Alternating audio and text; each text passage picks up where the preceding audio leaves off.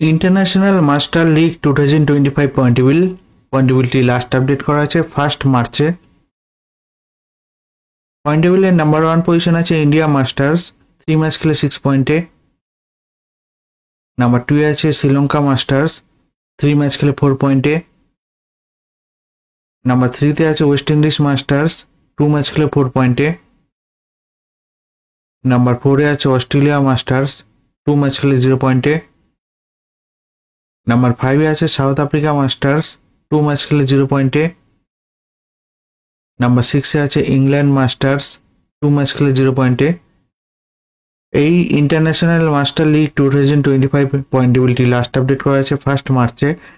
ভিডিওটি ভালো লেগে থাকলে লাইক, কমেন্ট, শেয়ার করবেন।